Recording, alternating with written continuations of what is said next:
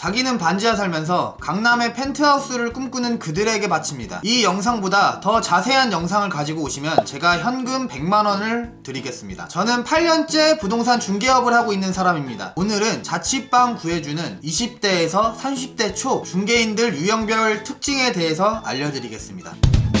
대체로 홈파리, 보험파리, 중고차 등 어디서 영업 좀 해봤다 하는 20대 중반 정도 되는 어린 친구들이 부동산 하면 돈 많이 번다는 얘기를 듣고 와선 예전에 500만원은 그냥 벌었습니다, 영업은 자신이 있습니다, 돈 되면 다 하겠습니다 등 이런 멘트를 날리며 사장들을 꼬셔 들어옵니다. 가끔 범법을 저지른 사람들이 면접을 보러 오는데 그 사람들은 나라에 중개보조원 등록을 할 수 없어 애초에 잘립니다. 10명 중 8, 9명은 일주일도 못 버티고 그만두는데 이유는 거의 흡사합니다. 핸드폰, 중고차 등은 보편적으로 매물이 있는 걸 말로 팔면 되지만 부동산은 하루하루 매물을 발로 찾으러 다녀야 하고 좋은 매물이 있어도 선배들이 공유해주지 않고 좋은 매물을 찾아 팔았다 한들 다시 또 찾아야 하니까 그 일상이 힘들고 지겨워 처음에 열심히 하겠다는 패기는 하루 이틀 만에 사라져 그만두는 경우가 대부분입니다. 하지만 이러한 힘듦을 견뎌내고 계약을 몇 개 써본 보주원들 대부분은 계약 한 건 하면 큰 돈을 벌다 보니 돈을 펑펑 쓰는 경우가 대부분인데, 자기는 서울 반지하 원룸 살면서 전세 1억 투룸 구한다는 손님이 있으면 서울에 1억으로 뭘 구해? 라며 뒤에서 욕을 하고 다닙니다. 부동산 일은 차를 타고 방을 보여주러 다니기 때문에 카푸어들이 굉장히 많습니다. 계약 하나 쓰면 차값 내는데 라고 하며 고작 차값 내고 월세 내고 고정 지출 나가면 통장에 50만원 남는 게 대다수죠. 그런 보조원들은 수화기 너머로 자취방 구하는 여자 목소리가 들리면 바로 핸드폰 번호를 저장을 한 후 카톡을 열어 여성의 얼굴을 확인하고 자신에게 방을 구하면 월세라도 내줄 것 마냥 친절하게 방을 보여줍니다. 방을 보러 가며 밥은 먹었냐? 남자친구는 있냐? 오랜만에 만난 동창 마냥 이야기 보따리를 풀고 남자친구가 있다고 하면 180도 돌면에 집이 좋든 나쁘든 돈이 되는 집을 보여주고 남자친구가 없다 하면 계약을 하든 안 하든 나중에 밥 한번 먹자고 합니다. 그렇게 해서 연애를 하는 사람들도 봤고 어떤 여자는 중개보조원의 매력에 반한 게 아니라 그의 차에 반해 동거하는 경우가 허다하죠. 이런 드라마 최소 20편은 넘게 봤습니다. 제가 본 중개인 중 굉장히 멀끔하고 잘생긴 사람이 하나 있었는데 일주일에 잠자는 곳이 5번이나 바뀐 사람도 있었습니다. 당신의 남자친구가 부동산을 하고 있다면 지금 당장 핸드폰을 확인하세요. 또한 친구들에게 보여줄 수 있는 게 자동차 하나밖에 없는 카푸어들이라 방구할 땐 나한테 얘기해 라며 명함에 실장이라는 글씨만 써있어도 자기가 뭐가 된 줄 아는 것 마냥 친구들 집에 가서 이 집이 어땠네, 저 집이 어떻네, 비싸게 구했네, 집을 잘못 구했네 라는 얘기를 서스름없이 하고 다니며 현실은 반지하지만 마인드는 강남 펜트하우스에 살고 있는 사람입니다. 계약은 쥐뿔도 못하지만 이 사람 계약할 것 같다, 이거 계약하면 돈이 얼만데, 동네방네 소문내는 사람들도 많이 있습니다.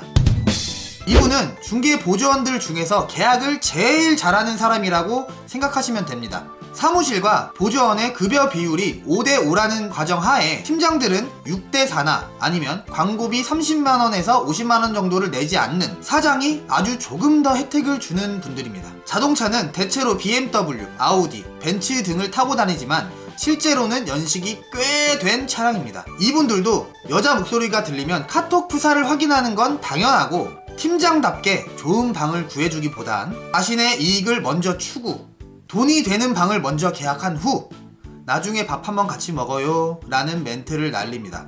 아주 팀장답죠. 팀장이라 하지만 실질적으로 계약을 잘 쓰니 사장이 다른 부동산을 못 가게 비율을 조금 더 올려줘서 발목을 잡는 셈인데, 이들은 그것도 모르고 나 팀장이니까 내 말 잘 들어, 후배들을 지배하는 성향이 굉장히 심하며 직원들이 못하면 사장한테 까이고 사장 비위 맞추다 후배들에게 역적으로 찍혀 이도 저도 못하고 혼자서 영업하는 외톨이가 되는 게 허다합니다. 또한 이들은 원숭이가 자신의 영토를 방어하고자 나무 꼭대기에 올라가 목청껏 소리치는 것처럼 신입사원들 앞에서 이번 달에 얼마를 벌었네, 돈도 잘 버는데 싸라, 자신의 위치가 비슷한 사람에게 큰 소리로 돈 얘기를 하고 다닙니다.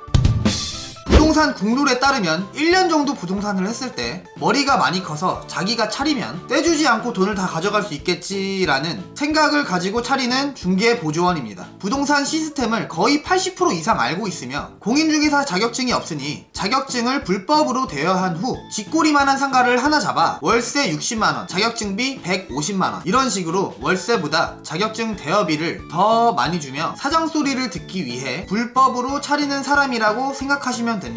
사업을 해본 적이 없어 팀장을 했었을 당시에 자기를 잘 따라주는 직원들에게 야, 나 곧 나가서 차릴 거니까 내가 너한테 비율 더 줄게. 나한테 와 라며 언제든 사장의 뒤통수를 치고 나올 생각과 이 세상의 주인공은 나다, 나는 차리면 부자가 될 수밖에 없다 라는 생각을 갖고 사는 사람입니다. 사장이긴 하지만 바지 사장이며 그의 위치로 직원들도 뽑아주고 알려주고 처음엔 친절히 잘하지만 예전 팀장 때와 급여는 비슷하거나 마이너스인데 스트레스는 더 받고 계약 못하는 직원들 보며 한숨만 쉬고 하루하루 술로만 보내면서 왜 좋은 방 찾으러 안 다녀? 왜 계약을 못해? 꼬지집만 들고 이게 정수리인지 탈모인지 뒤통수에 스트레스성 탈모는 하나씩 있는 사람입니다. 계약 하나 하면 기분이 좋지만 나는 원래 잘하고 잘난 놈이야, 이 정도 계약쯤은 시군죽 먹기야 라는 표정으로 계약서를 작성하고 회의를 할 때마다 정부의 정책이 이래서 라는 시작으로 부동산이 잘 안 된다는 하소연을 하는 사람입니다.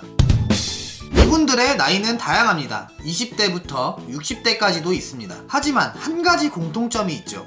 어디서 듣고 왔는진 모르겠는데 아파트 팔면 1000만원 그냥 번다, 매매 한 건 하면 1억 우습다 라는 얘기를 듣고 공인중개사 자격증을 짧게는 6개월, 길게는 3, 4년 동안 공부해서 자격증을 따고 실무에 들어갑니다. 자격증을 공부했을 때는 민법, 판례, 학개론, 공법, 세법, 중개사법, 감정평가, 탄력, 비탄력, 대체제, 보완제 등 나는 이러한 이론을 잘 아니까 일단 월 500만원부터 시작해서 차츰차츰 올라가자 라는 마인드를 갖고 있습니다만 현실은 밖에서 원룸 찾아오고 카드 영업하는 사람이 카드 하나만 해주세요 하는 것처럼 상가에 들어가 여기 가게 내놓으실 생각 없으세요? 부터 시작합니다. 괜히 잘 되는 가게 들어갔다가 쌍욕 먹고 나온 사람들 수십 명 봤습니다. 여튼 중개보조원과 똑같은 일을 한다는 얘기죠. 공부만 잘하는 내적 성향의 사람이 갑자기 영업을 하기란 쉽지는 않습니다. 실무에 투입되어 나는 이 일과 맞지 않아 라며 그만두는 사람은 두 분류로 나뉩니다.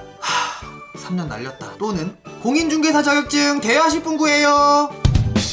공인중개사도 두 분류로 나뉩니다. 첫 번째, 공인중개사 자격증을 대여해준 사람. 영업은 자기와 맞지 않고 본업이 있지만 자격증을 장롱에 두기 아까워 적게는 50에서 많게는 200만원까지 자격증비를 대여해주고 출근은 하지 않는 사람이 있습니다. 매달 중개보조원 부장들한테 월급을 받고 있고 자격증 대여 전부터 중개보조원이 내가 사무실 운영하는 거에 대해서 신경 쓰지 마세요, 도장은 제가 찍을 테니 돈만 받으세요, 사무실에 와서 직원들한테 헛소리 하지 마세요 등 후사리를 먹고 나중에 사건 사고가 터졌을 때 내 자격증 박탈됐는데 어떡할 건데 벌금은 너가 내라 로 인사를 하는 사람입니다. 두 번째입니다. 자격증도 있고 영업력도 풍부하며 짬밥은 지그시 드신 분들입니다. 직원들 관리도 해봤지만 귀찮아져서 내 할 일이나 하면서 살란다 라는 마인드로 우리 사무실에서 일하면 책상비 50만원을 외치며 나에게 50만원만 주면 출근을 하든지 말든지 계약을 쓰든지 말든지 자기 할 일만 하는 사람입니다. 오늘은 자취방 구해주는 부동산 중개인들 유형별 특징에 알아봤습니다. 그럼 다음 영상에서 봐요.